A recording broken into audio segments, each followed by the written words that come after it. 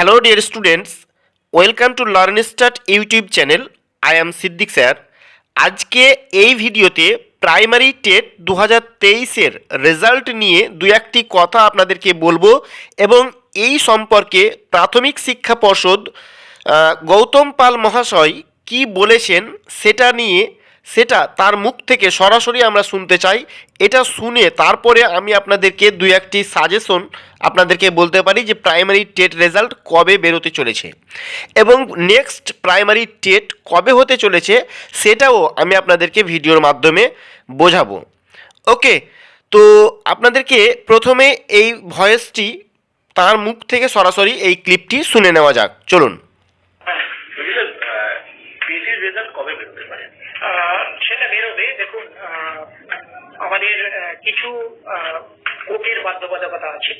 আপনারা জানেন যে কিছু কোশ্চেন নিয়ে চ্যালেঞ্জ হয়েছে, সেগুলোতে বিভিন্ন বিশ্ববিদ্যালয়ের এক্সপার্ট আসছে, বোর্ডেরও এক্সপার্ট থাকছেন, আমাদের দুটো বিশ্ববিদ্যালয়ের এক্সপার্ট থাকছেন, তারা আবার ইভ্যালুয়েট করবেন। আমরা এটা দেখে নিতে চাচ্ছি, কারণ একটা কমপ্লিট না হলে আরেকটা আমরা চলে গেলে পরে তাহলে লিগাল কমপ্লিকেশন তৈরি হতে পারে। অর্থাৎ আমরা কিন্তু এটা মানে স্বতঃপ্রণীত ভাবে এটা ডিলে করছি নয়, আমরা রেডি আছি। আমাদের অনেক পরীক্ষার্থী তারা কোর্টে গেছেন, তাদের যে গ্রিভান্স, তাদের যে অভিযোগ সেটা সত্যি কি মিথ্যে আমাদের এক্সপার্টরা ইভালুয়েট করবেন। করার পরে আমরা 2017, 2022 সেটা কমপ্লিট হয়ে যাবে, তারপরে আমরা রেজাল্ট পাবলিশ করব। 17-22 মানে বুঝলাম না। 2017 টেট নিয়েও অভিযোগ আছে, কারণ যারা অনেকেই অকৃতকার্য হয়েছেন তারা বলছেন যে টেটের কোশ্চেন ভুল আছে। হ্যাঁ, কিন্তু এটা যেহেতু বিচারাধীন বিষয়, আমি মন্তব্য করব না।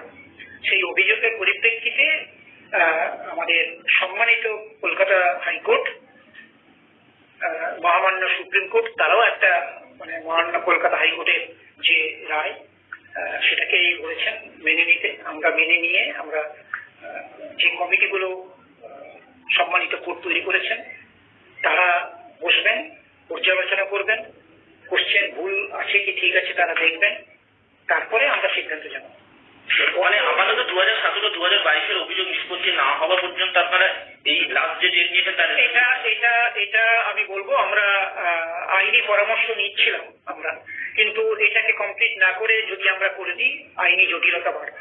মানে 17 আর 22-এ যতক্ষণ জটিলতা না হচ্ছে 23-এ রেজাল্ট বেরোচ্ছে। তো শুনলেন কেন প্রাইমারি টেটের রেজাল্ট বেরোতে দেরি হচ্ছে।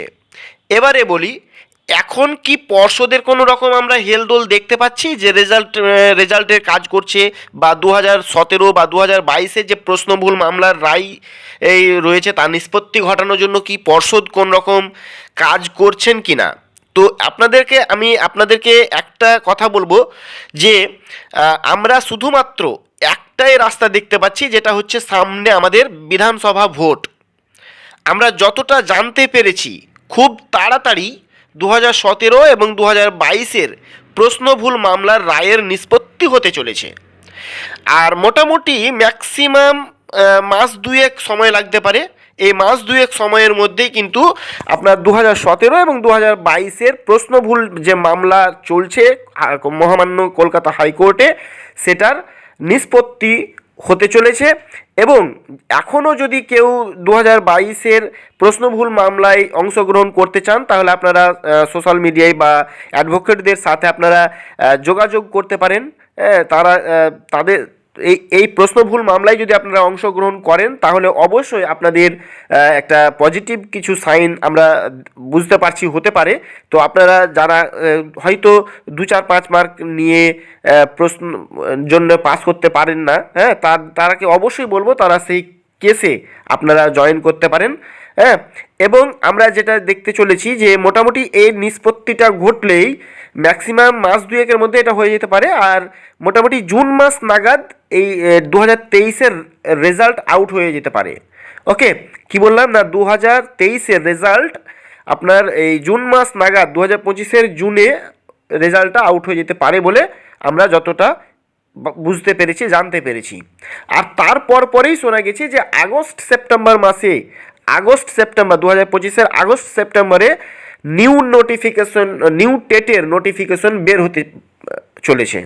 ওকে, আর আরও শোনা গেছে যে নভেম্বর 2025-এর নভেম্বরের শেষ দিকে এই প্রাইমারি টেট হতে চলেছে।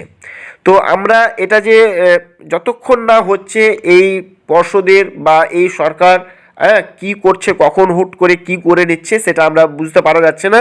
এগুলো সব কিছুই ধোঁয়াশার মধ্যে। আমাদের কিছু করার নেই, আমাদের সময় কথা বলবে, আমাদের অপেক্ষা করা ছাড়া আর কিছু করার নেই। তো আজকে এ পর্যন্তই। যখন যেটা আপডেট পাবো আপনাদেরকে সিক্রেট নিউজগুলো আপনাদেরকে দেওয়ার চেষ্টা করব। আজকে এ পর্যন্তই। Thanks for watching.